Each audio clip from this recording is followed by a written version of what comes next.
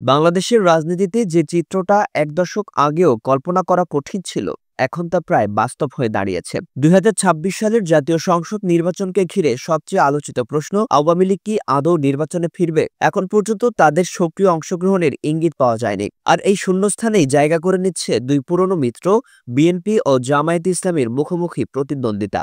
BNP এবার নির্বাচনকে ভিন্নভাবে দেখছে। তাদের মূল প্রতিপক্ষ এখন আওয়ামী লীগ নয়, বরং জামায়াত। প্রচার প্রচারণা, অপপ্রচার, এমনকি নির্বাচনী কৌশলেও বিএনপি এখন জামায়াতকেই প্রধান টার্গেট করে রেখেছে। যেসব শব্দ, যেসব ভাষা এতদিন আওয়ামী লীগের বিরুদ্ধে ব্যবহার হতো, এখন তার তীর ছুটছে জামায়াতের দিকে। যুদ্ধাপরাধের অভিযোগ, অতীতের জোটসঙ্গী হয়েও অভিযোগ না তোলার বিষয়গুলো নতুনভাবে সামনে আনা হচ্ছে, যদিও তাতে খুব একটা ধার নেই বলেই মনে করেন বিশ্লেষকরা। বিভিন্ন জরিপ বলছে জামায়াত বর্তমানে অনেক বেশি গোছানো। সারা দেশে ৯০ থেকে ১০০টি আসনে তাদের শক্ত প্রতিদ্বন্দ্বিতা করার মতো প্রার্থী আছে। অন্যদিকে বিএনপি বহু আসনে এখনো প্রার্থী চূড়ান্ত হয়নি। অনেকে ১৫ থেকে ২০ বছর এলাকামুখো হননি, আবার অনেকে বিদেশে। ফলে স্থানীয় নেতারা ক্ষুব্ধ, মনোনয়ন বিতর্ক প্রবল। আঞ্চলিক পরিসরে দেখা যাচ্ছে উত্তরবঙ্গের রংপুর বিভাগে জামায়াত এগিয়ে। জাতীয় পার্টির দুর্বল অবস্থান তাদের পথ সহজ করেছে। খুলনা, সাতক্ষীরা, যশোরেও তারা শক্ত অবস্থানে আছে। বরিশালে বিএনপি কিছুটা ভালো করলেও রাজশাহীতে নেতৃত্ব সংকটে ভুগছে।